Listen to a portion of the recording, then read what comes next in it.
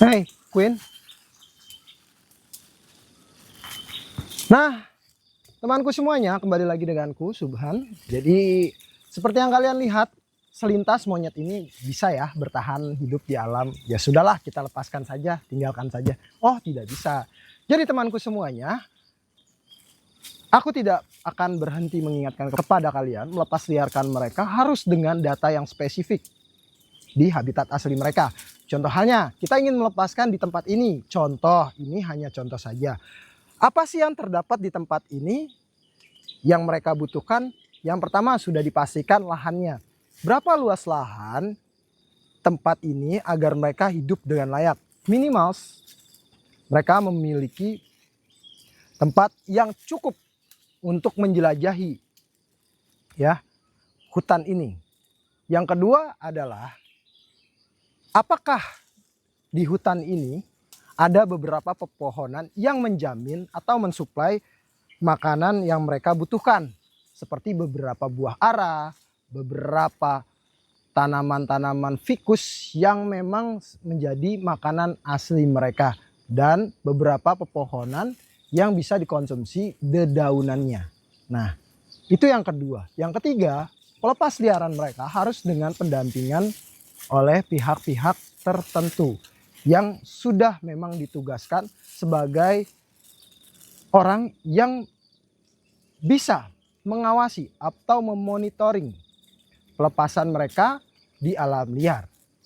Ya, tiga hal ini itu masih belum menjamin kehidupan mereka di alam bisa benar-benar hidup dengan layak. Karena apa? Satu hal, ancamannya adalah bukan hanya predator, tapi ancaman sebenarnya dalam hutan adalah koloni monyet yang sudah ada di dalam hutan tersebut.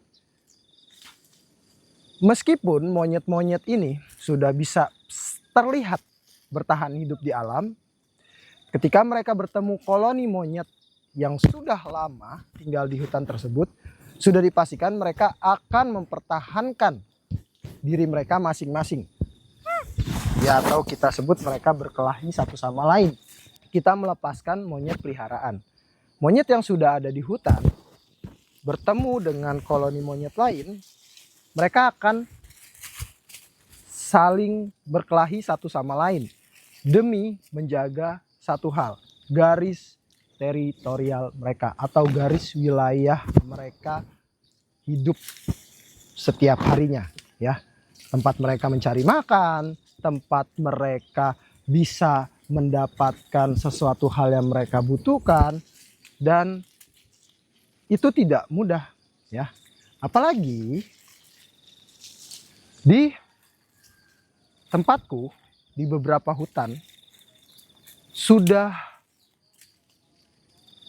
banyak sekali yang menghilang pepohonan yang bisa menyediakan makanan asli mereka.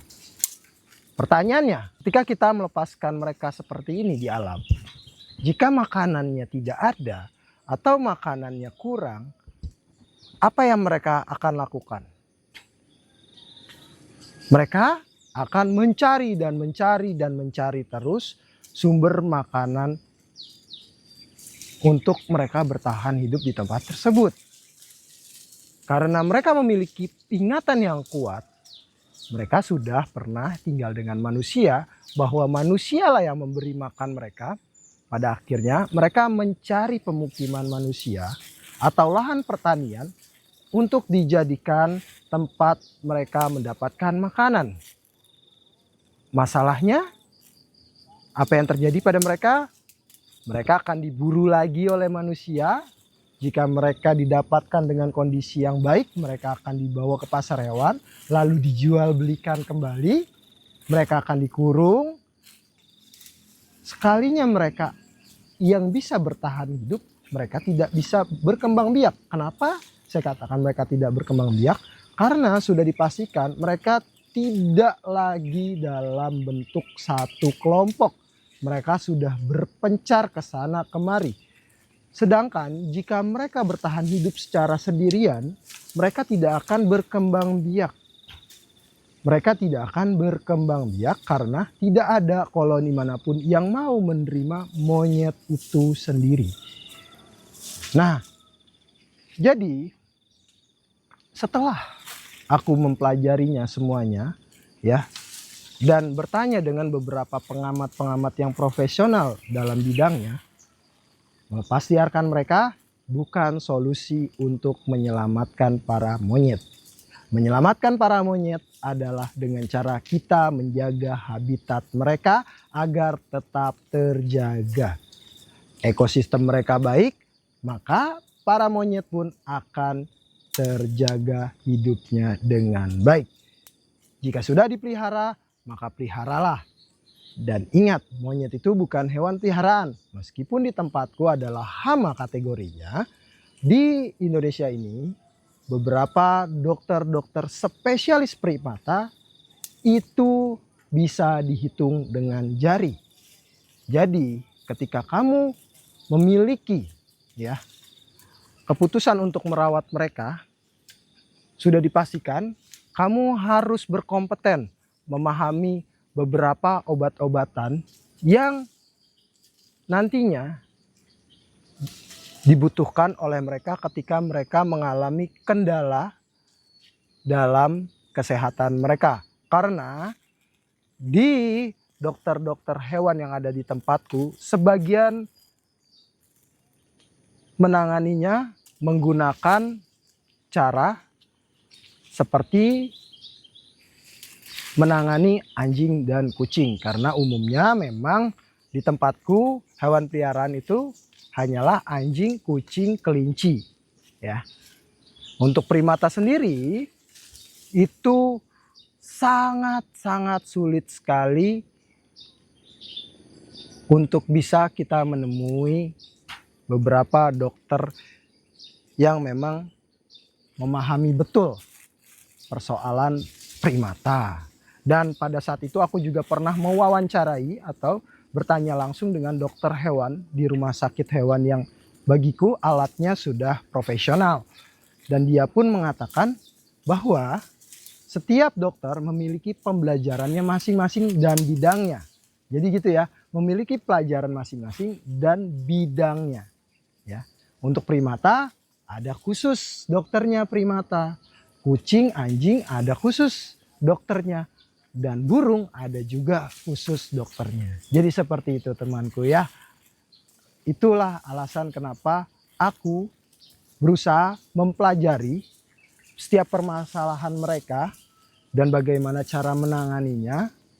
Meskipun aku tahu di berbagai belahan dunia orang lebih menghargai ketika aku membawa mereka ke dokter, karena itu terlihat menjadi profesional penanganannya, menjadi lebih kompeten penanganannya, dan penanganannya pun dilakukan oleh orang-orang yang berseragam dokter. Tapi jika penanganannya tidak tepat, itu pun bisa aku katakan kurang baik. Jadi seperti itu temanku ya.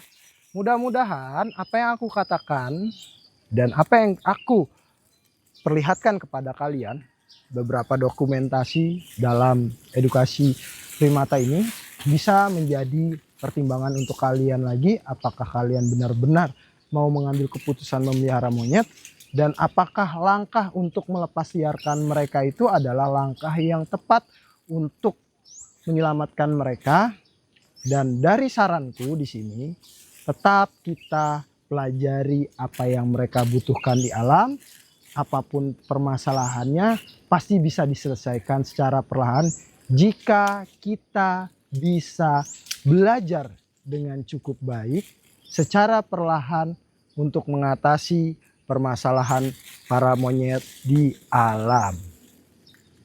Jadi seperti itu temanku, memberi makan monyet pun di tempat pariwisata adalah hal yang kurang baik, membuat mereka menjadi berubah karakter aslinya dan akan bergantung dengan manusia. Dan hal buruknya ketika manusia sudah jarang sekali yang memberikan makan, maka mereka akan mencari makanan yang biasa mereka dapatkan, yaitu makanan manusia di tempat-tempat manusia. Jadi seperti itu temanku.